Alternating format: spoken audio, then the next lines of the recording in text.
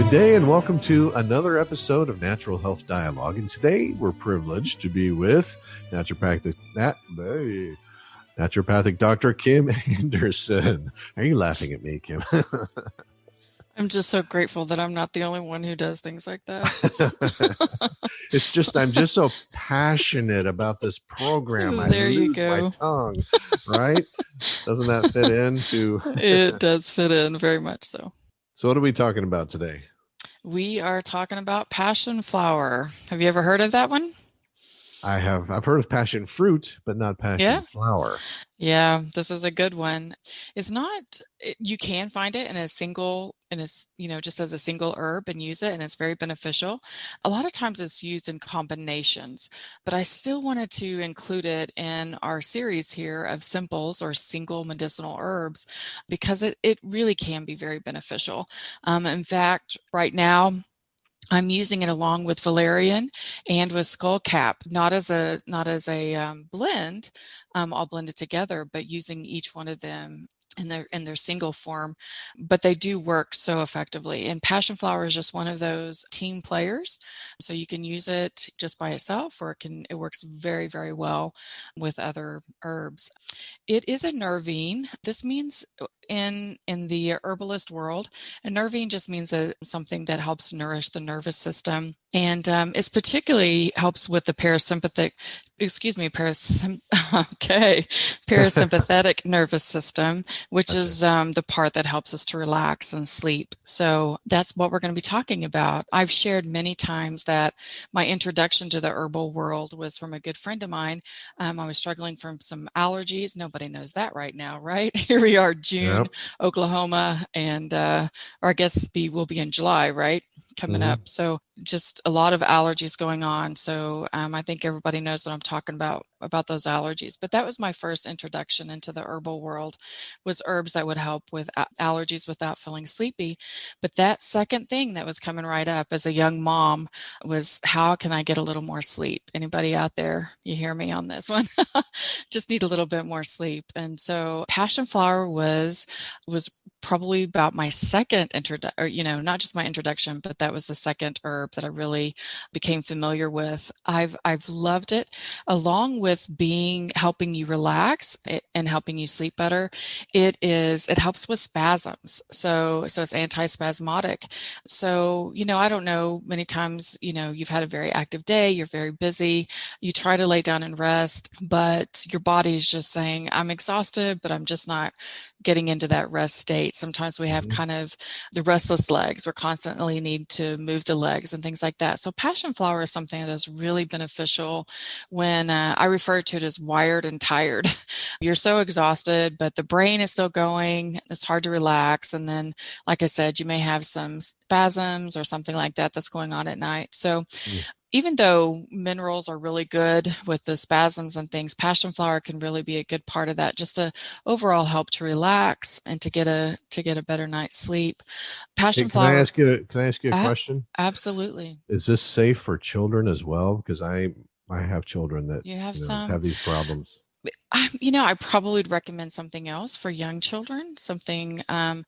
You could use it. I mean, it is safe. It would be a little bit challenging. I guess I'm trying to think if there's an extract, but I definitely think you can make like a tea or something like that. In fact, listeners can go to our website. I will have some combinations that you can mix together and make a tea. So I think children could do that. You might just want to cut back on the passion flower a little bit, make sure a dosage that's safe for little ones.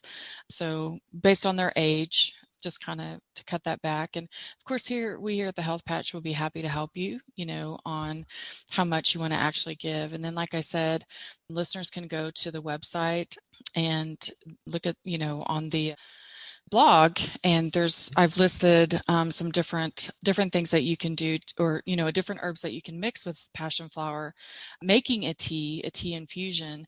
So definitely would be something really good for children if you did that. I would just make sure that you use at least half, but maybe even quarter of the dosage that you would for adults. But it is native to eastern and central United States. It's one of those rare herbs that is native to North America and then spread through Europe. Would you have any guess as to how it got its name? Only if it makes you passionate about something. I'm not sure. Actually, it gets its name from the Passion of the Christ. The Wow. blossoms on the plant resemble the thorns that Christ wore. And so that's how it actually got its name, was that it is in reference to the Passion of the Christ. So Interesting. yeah, it is very interesting. I like that about that. It was actually in written history, passion flower was first introduced into medicine around 1840.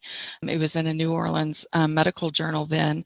And then it was described as an herb that can induce sleep, and a peaceful sleep at that. And a patient can awaken without feeling groggy, and they can feel refreshed. So who does not want something like that? So people have been documenting the effects of this herb for a long A time. very long time. It's been around for a long time in America. I mean, because many herbs that we talk about, they also have been documented, but they have we see it more in Europe, and then it got spread to North America and the US. But this is something that even the Native Americans here in North America used. And so it has been around for a very long time. And again, it's something that you can mix very easily with other adaptogenic herbs, those that help us adapt to stress, or in this case, other herbs that are classified as nervines that can help us relax and get a better night's sleep. And we just can't go wrong there. Amen. All right. So you're like an herbal apothecary, combining various herbs together. Yes. Yeah. Yeah. Is there some kind of benefit to that? Of course, yeah. It's that synergistic place that we want to be, is to be able to use the best of each of those herbs and combine them well.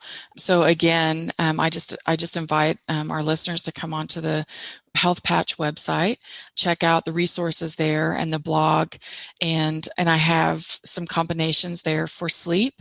Adding some passion flower to other nervine herbs to enhance that effect for sleep. Like I said, right now I'm using passion flower, skullcap, and valerian, Mhm. just for some muscle tensions right now that we all kind of struggle with from time to time. So while I'm using the capsules of each one of those, you can definitely blend those into a tea. You can also blend passion flower for anxiety to help. We see a lot of that in the health patch right now. A lot of something to help naturally with anxiety.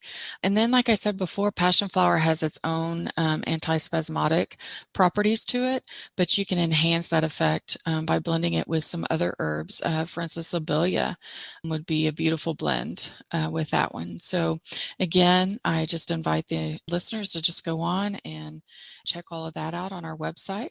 One other thing that I do think I want to add that I really love about this herb is for fast heart rate, tachycardia.